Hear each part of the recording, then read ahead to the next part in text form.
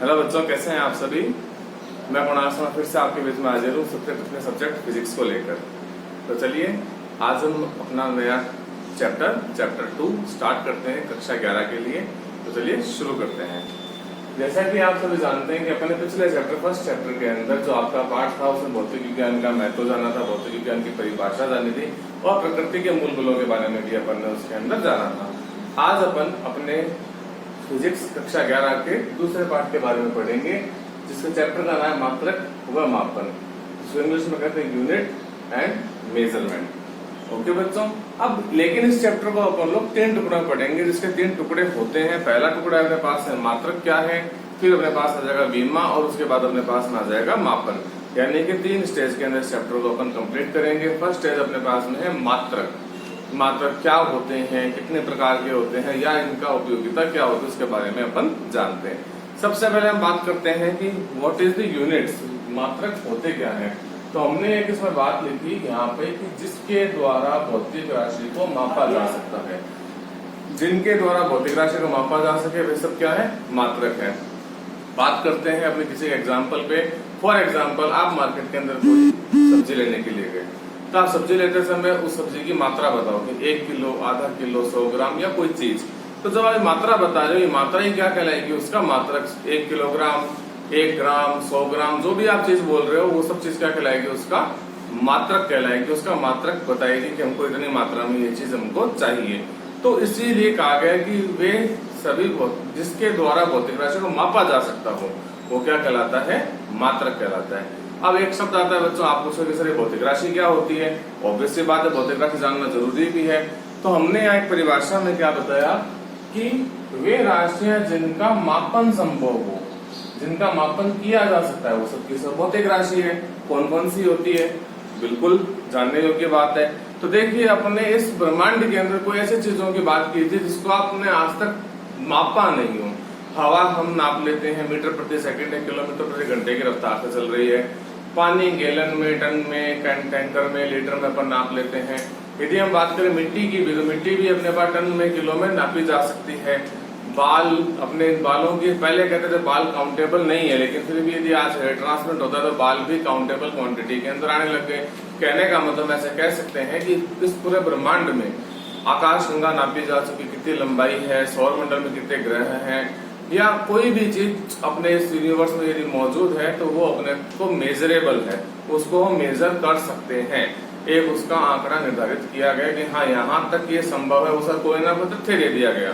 इसका मतलब कि वो सब भौतिक राशियां अपने लिए, वो सभी राशियां अपने लिए क्या है, भौतिक राशि, बिकॉज उन सभी का मापन अपने द्वारा किया जा सकता है। अब बात आती है कि मात्रक होते कितने प्रकार के, बेसिकली इनको कितने भाग में बांटा जा सकता है। तो हम कह सकते हैं कि units can be divided into 2 types. Basically it is of 2 types. ये मुख्यतः 2 प्रकार की होती है। उनमें 2 प्रकार कौन कौन से होते हैं अपने पास में, ये जाननी थी अपने इसके लिए। तो हम कहते हैं कि मुख्यतः जो अपने मात्रक है उसका पहला प्रकार है मूल मात्रक और दूसरा प्रकार अपने पास में होता है व्युत्पन्न मात्रक। मूल मात्रक को अपन कहते हैं फंडामेंटल यूनिट। क्या कहते हैं इसको अपने, फंडामेंटल यूनिट। और इसकी डेफिनेशन क्या बनती है कि वे सभी मात्रक या वे सभी यूनिट्स जो डिपेंडेंट नहीं है, वो इंडिपेंडेंट है, किसी भी अन्य भौतिक राशि पे निर्भर नहीं करती है, वो कहलाती है मूल मात्रक, फंडामेंटल यूनिट्स।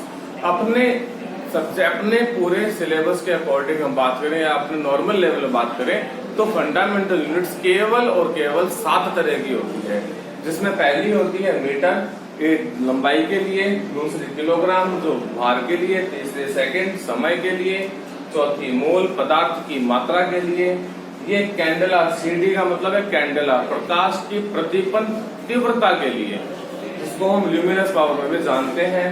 फिर आता है केल्विन, तापमान के लिए, और लास्ट वन अपने पास में एम्पियर, विद्युत धारा के लिए। ये 7 फंडामेंटल यूनिट्स है, ये 7 प्रकार की ही होती है, इसका और डिस्क्रिप्शन अपन नहीं पढ़ते हैं। अब अपने पास बात आती है कि what do you mean by the derived units. तो जैसे कि आप जानते हैं कि अपने जैसे कि एक चीज होती है डराइव, एक होते है डिराइव। तो ड्राइव का मतलब होता है जो किसी के द्वारा चलाया जा रहा हो, किसी के द्वारा। तो उस कृषि के द्वारा चलाए जाने वाली चीज की यदि हम बात करें तो अपने पास में इसके अंदर नाम आता है डिराइव्ड यूनिट। अब किसी के द्वारा चलाई जाए मतलब it is dependent quantity, it is dependent मतलब किसी पर निर्भर करती है। तो हमें परिभाषा क्या बताई कि वे मात्रक जो स्वतंत्र नहीं होते, जो स्वतंत्र नहीं होते हैं और किस पर निर्भर करते हैं, ये निर्भर करते हैं किस पर, मूल मात्रकों पर निर्भर करते हैं। तो ये मात्रक कहलाएंगे व्युत्पन्न मात्रक, यानी वे मात्रक जो मूल मात्रकों की सहायता से बनाए जा सकते हैं व्युत्पन्न मात्रक कहलाते हैं।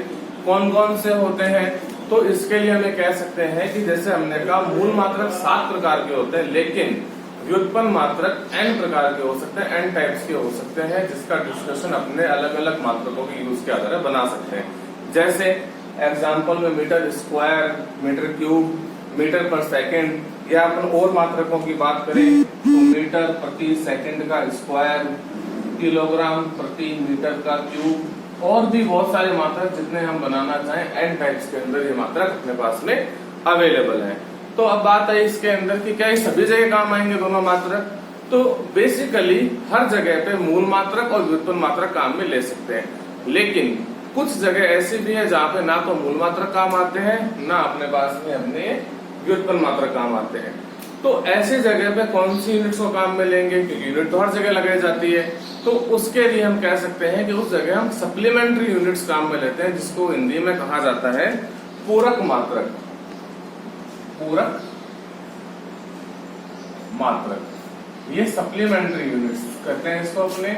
इसका यूज क्या होता है कि जहां जहां पर अपने मूल मात्रकों का यूज नहीं कर सकते हैं वहां पे अपन किसका यूज कर लेते हैं, सप्लीमेंट्री। जिस तरह आप जानते हैं पेपर देते हैं तो मेन एग्जाम में कोई बच्चा पास नहीं हुआ तो कौन सी परीक्षा देगा, तो हम उसको हिंदी में कहते हैं पूरक परीक्षा देगा, इंग्लिश में कहते हैं सप्लीमेंट्री एग्जाम देगा। यदि मेन कॉपी आपकी बढ़ जाती है तो आप कहते हो सर मैं सप्लीमेंट्री कॉपी और चाहिए।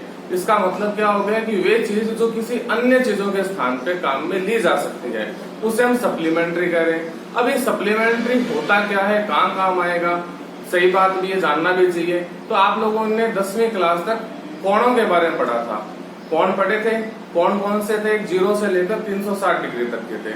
वो मात्रक क्या आया आपके पास में, डिग्री। आपने 10th क्लास में एक टॉपिक पढ़ा था degree to radian, radian to degree, यानी फिर एक टॉपिक आ गया कि रेडियन भी मात्रक हो गया अपने पास में। अब तो इसका मतलब अपन इसको डिस्क्राइब करना चाहे पूरा का पूरा तो हम ऐसे कह सकते हैं कि पूरक मात्रक अपने पास में 2 तरह के थे। एक तो अपने पास था रेडियन और एक आपके पास में था स्टेरेडियन।